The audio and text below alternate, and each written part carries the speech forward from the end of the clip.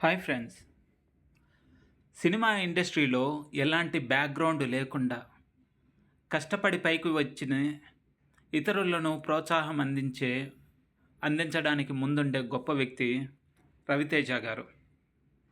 ఇప్పుడు ఈ రవితేజ గారు ఎక్కడ పుట్టారు, ఎక్కడ చదువుకున్నారు, వారి ఎడ్యుకేషన్ క్వాలిఫికేషన్ ఏంటి, ఏ ఏ సినిమాలలో చిన్న చిన్న క్యారెక్టర్లు చేశారు, అసిస్టెంట్ డైరెక్టర్గా ఏ సినిమాలకు చేశారు, మెయిన్గా ఇతనికి ఏ సినిమాలో మంచి పేరు వచ్చింది, ఆ తర్వాత హిట్ కొట్టిన సినిమాలేంటి, అతను సాధించిన అవార్డులు, మరియు టోటల్గా ఎన్ని సినిమాలు చేశారు, ఆ తర్వాత అతను కట్టించిన థియేటర్ ఎక్కడ ఉంది, రవితేజ గారు చేసిన చెడ్డ పనులేంటి, మంచి పనులేంటి, వీటి గురించి అయితే ఇప్పుడు తెలుసుకుందాము.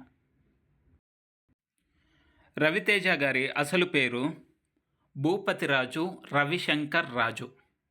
ఇతను 26 జనవరి 1968లో జగ్గంపేట, ఆంధ్రప్రదేశ్లో అయితే జన్మించడం జరిగింది.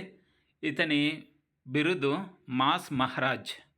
ఇతను నటుడే కాదు, నిర్మాత, బిజినెస్ మ్యాన్ కూడా. రవితేజ ఫ్యామిలీ మెంబర్స్, వాళ్ళ నాన్నగారి పేరు భూపతిరాజు రాజగోపాలరాజు. వీరు 2025 అంటే లాస్ట్ ఇయరే చనిపోయారండి. ఇతను ఫార్మాసిస్ట్గా అయితే వర్క్ చేశారు. రవితేజ గారి తల్లి పేరు రాజ్యలక్ష్మి. రవితేజకు తమ్ముళ్ళు కూడా ఉన్నారు, భరత్ రాజు, రఘురాజు. వీరిద్దరు కూడా కొన్ని సినిమాలలో యాక్ట్ చేయడం అయితే జరిగింది. రవితేజ స్కూల్ డేస్, వీళ్ళ నాన్నగారు ఫార్మాసిస్ట్గా పనిచేయడం వల్ల ఉద్యోగరీత్యా ట్రాన్స్ఫర్లు అయితే అయ్యారు. సో ఇక్కడ రవితేజ గారు అయితే జైపూరు, ఢిల్లీ, ముంబై, భోపాలు ఇట్లాంటి ఊర్లలో వారి స్కూల్ డేస్ అయితే గడిచాయి. రవితేజ చివరికి విజయవాడకి అయితే వచ్చి సిద్ధార్థ డిగ్రీ కాలేజీలో బిఏ, బ్యాచిలర్ ఆఫ్ ఆర్ట్స్ డిగ్రీని అయితే పొందడం జరిగింది. ఆ తర్వాత సినిమా మీద ఇంట్రెస్ట్ ఉండడం వల్ల సినిమా ఇండస్ట్రీకి రావడం జరిగింది. ఇక రవితేజ యాక్ట్ చేసిన చిన్న చిన్న పాత్రల్లో యాక్ట్ చేసిన సినిమాలు కర్తవ్యం 1990లో వచ్చింది, అల్లరి ప్రియుడు, నిన్నే పెళ్లాడతా ఇట్లాంటి సినిమాలలో అయితే చిన్న చిన్న క్యారెక్టర్లు చేశారు. ఆ తర్వాత అసిస్టెంట్ డైరెక్టర్గా, ఈ సినిమానే మొదటి సినిమా, అసిస్టెంట్ డైరెక్టర్గా ప్రతిబంధ్, చిరంజీవి గారు నటించిన ప్రతిబంధ్, హిందీలో నటించిన ప్రతిబంధ్ సినిమా. రాఘవేంద్రరావు గారు అయితే డైరెక్టర్గా వర్క్ చేశారు. అతని కింద అసిస్టెంట్ డైరెక్టర్గా రవితేజ వర్క్ చేయడం జరిగింది.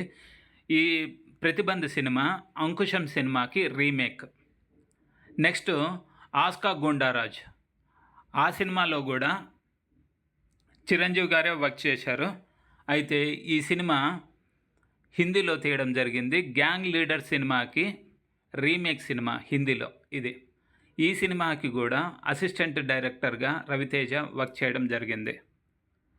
ఆ తర్వాత క్రిమినల్ సినిమాకి అసిస్టెంట్ డైరెక్టర్గా వర్క్ చేశారు. తర్వాత నిన్నే పెళ్లాడతా సినిమాకి 1996లో కృష్ణవంశీ డైరెక్టర్ అయితే వీరు అసిస్టెంట్ డైరెక్టర్గా వర్క్ చేయడం జరిగింది. అంతేకాకుండా ఆ సినిమాలో ఒక చిన్న పాత్రను కూడా పోషించడం జరిగింది. రవితేజ గారే ఒక ఇంటర్వ్యూలో చెప్పారు, టబుకి ఒక పాటలో ఫ్యాన్ పట్టుకోవడం జరిగింది, తను హెయిర్ ఎగురుతూ ఉండడం కోసం అనేసి. ఆ ఒక సాంగ్లో ఆ పాటకి నేనే ఫ్యాన్ పట్టుకున్నాను అనేసి తనే ఒక ఇంటర్వ్యూలో చెప్పడం జరిగింది. ఇప్పుడు రవితేజ ఇంత గొప్ప స్థాయిలో ఉండి కూడా అతను చేసిన చిన్న చిన్న పనులు కూడా, చిన్న స్థాయి పర్సన్స్ చేసే పనులు కూడా చెప్పడం అనేది నిజంగా గొప్పతనం అనేసి చెప్పుకోవాలి.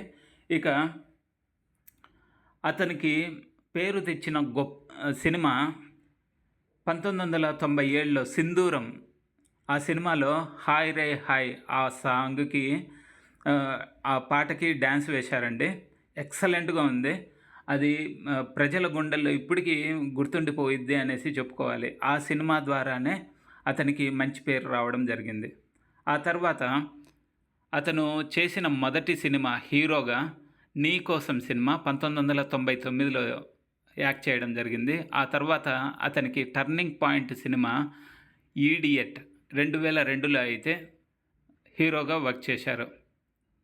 ఆ తర్వాత అతనికి బ్లాక్ బస్టర్ హిట్స్ తెచ్చిన సినిమాలు 'విక్రమార్కుడు', 'దుబాయ్ శ్రీను', 'కృష్ణ', 'కిక్' ఇట్లాంటి సినిమాలలో వర్క్ చేయడం జరిగింది. అవి బ్లాక్ బస్టర్ హిట్స్ అండి. ఆ తర్వాత వీరికి 3 సార్లు నంది అవార్డు వచ్చిందండి.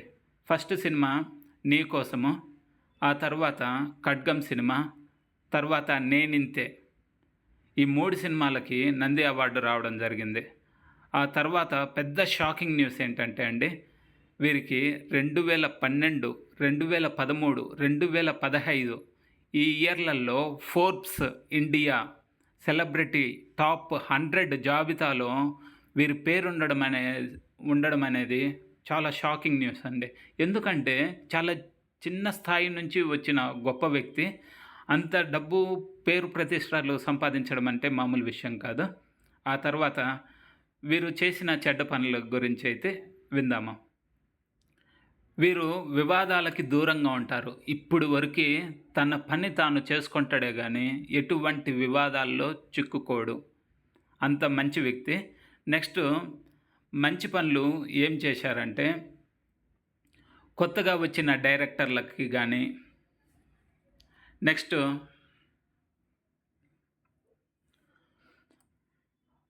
యూత్ యాక్టర్స్‌ని గానీ, మరియు టెక్నీషియన్స్‌కి గానీ మంచి మంచి సినిమా అవకాశాలు ఇచ్చి ఇండస్ట్రీకి పరిచయం చేసిన గొప్ప వ్యక్తి రవితేజ గారు.